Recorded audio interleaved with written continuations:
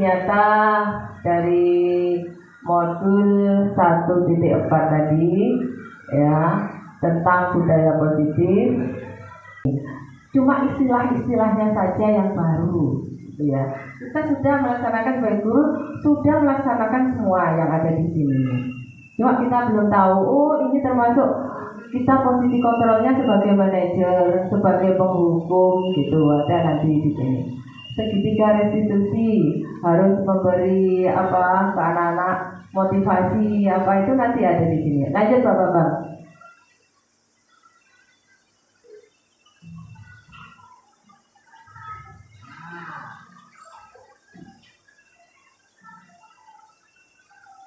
Ini ya Bapak-bapak. Disiplin positif, pokok bahasanya pertama yaitu tentang disiplin positif dan nilai-nilai kebajikan universal. Okay. Nanti yang dibahas lanjut.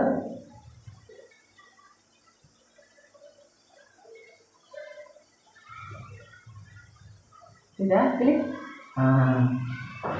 Nilai positif ini gambar apa ya Bapak Ibu? Gambar kepala tangan ini. Kepala tangan. Kalau ada anak nakal mana? Ini apa kuburan apa rumah sakit gitu? Boleh apa enggak seperti itu? Tidak boleh. Okay. Bakso apa soto?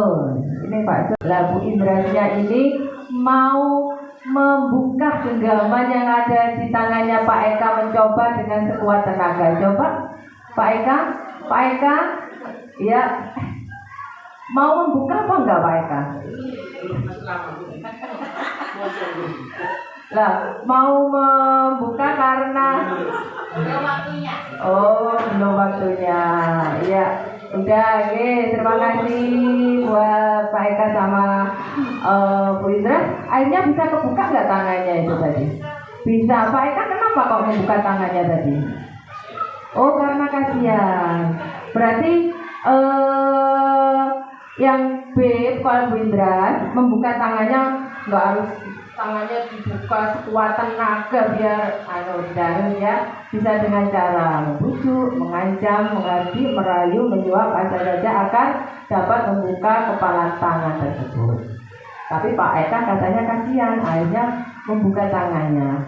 Berarti yang sebagian untuk bukan jadi contoh sebenarnya, karena tidak semua bisa seperti itu. Cuman yang saya sampaikan di sini bahwa soal hukuman di sisi tertentu saya setuju. Cuman tetap kita harus membedakan usia. Karena apa? Sampai detik ini di dunia pesantren masih berlaku setrap. Kalau gosap itu tidak izin. Menunggangi sandal, saya penggosap tidak akan gosap lagi. Itu mangkalnya luar biasa memang. Saya pernah mengalami di pesantren. Tapi ternyata setelah dihukum hafalannya bertambah. Tetapi memang lingkungan ya pengaruh. Jadi yang saya tanyakan tadi terkait dengan itu ya. Jadi kalau saya sampaikan ini panjang. Cuman sampai detik ini kalau di pesantren Bapak Ibu itu masih berlaku setrap, tapi tak menyakiti memang, bukan yang sifatnya melukai fisik, tapi sifatnya hukuman tadi ada tulisan belakangnya keliling lapangan disaksikan satu kompleks. Kalau di pesantren itu namanya daerah A, B dan seterusnya. Ini saya tanyakan tadi masalah hukuman yang bersensi. Untuk konsekuensi dan hukuman itu untuk membangkitkan intrinsik itu tadi, bagaimana kita untuk menanamkannya. Memang ketika anak itu sudah nilai-nilai motivasi yang dari dalam diri kita itu muncul, kita sharing aja gak apa-apa, gak harus saya sama panjenengan semuanya, masih belajar semuanya. Monggo Bu Riki.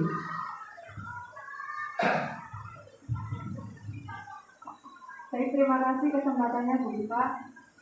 Untuk yang disampaikan Pak Safiuddin itu kan masalah hukuman dan konsekuensi itu pengennya dilakukan hukuman atau gimana?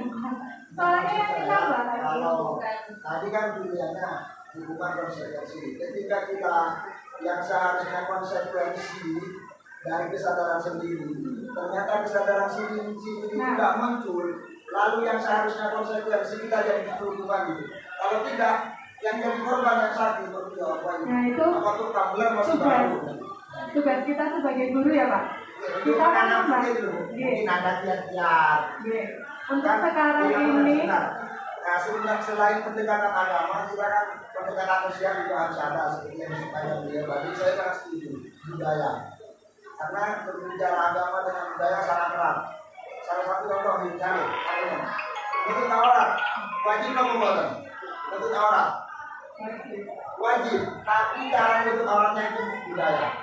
Kalau agama mungkin harus ikut semua. Kalau sini sampai ngomongkan itu ini apa masuk ke sehat, alam pakai mungkin. Nah itu caranya yang budaya. Saya setuju sekali.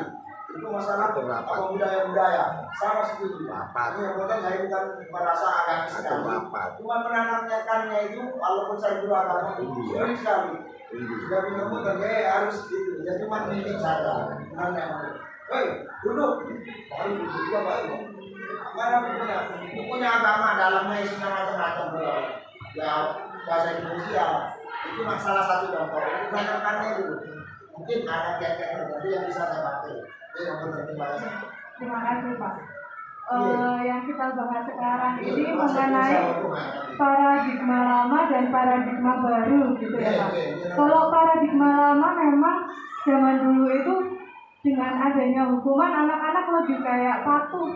Nah, di sini itu kayak tadi yang dibahas Bu Iva masalah disiplin. Disiplinnya orang Indonesia itu dianggap yang patuh itu yang disiplin. Padahal arti sesungguhnya disiplin adalah belajar. Namanya anak terus belajar gitu ya. Diubah dari paradigma lama yang tadinya kita menggunakan hukuman, bagaimana caranya untuk terus berkembang jadinya sebuah konsekuensi. Anak-anak memahami perannya. Terima kasih Bu Rizky, jawabannya bagus. Memang kita melakukan pendekatan ke anak-anak gitu. Dan semua ini tidak bisa langsung berhasil Pak. Melalui proses dulu memang gitu. Jadi anak-anak itu harus berproses dulu. Ini loh, kalau seperti ini akibatnya seperti ini. Nah, kita harus berproses dulu. Jadi tidak langsung judge ke anak-anak. Nah, kita harus melakukan pendekatan seperti itu. Gitu ya Pak Sarudin ya. Baik, lanjut.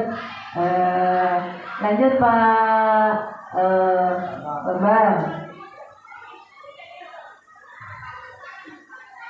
Ciri-ciri restitusi. Nah ini ya, bukan untuk menebus kesalahan, namun untuk belajar dari kesalahan Pak. Nah itu Pak. Ya bukan menebus kesalahan, tapi belajar dari kesalahan.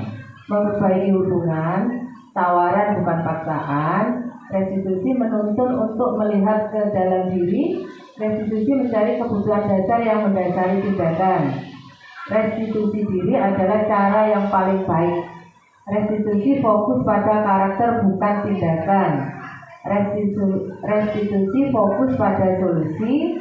Restitusi mengembalikan murid yang berbuat salah pada kelompoknya. Ini ya ciri-ciri restitusi. Lanjut Pak Bambang.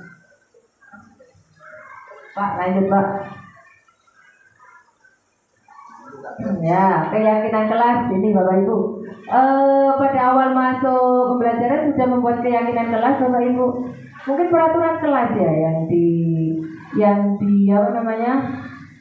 dibuat. Sudah membuat keyakinan kelas, perjanjian kelas, ya.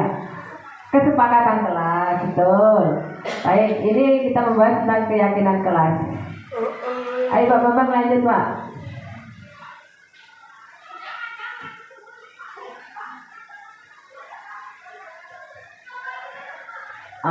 Mengapa kok tidak peraturan saja? Biasanya kan bikin peraturan gitu Bapak Ibu. Mengapa harus keyakinan kelas? Namanya sekarang keyakinan kelas ya. Karena kalau keyakinan kelas disepakati bersama dengan anak-anak. Kalau yang namanya peraturan biasanya hanya sepihak saja. gurunya yang membuat peraturan. Jadi anak-anak nanti terpaksa gitu nih. Kalau keyakinan sudah disepakati oleh anak-anak gitu. Nah, begitu ya Bapak Ibu. Terima kasih sudah meluangkan waktu untuk ikut diseminasi. Semoga sekolah kita bisa mewujudkan budaya positif ke anak-anak ya. Terima kasih atas perhatiannya.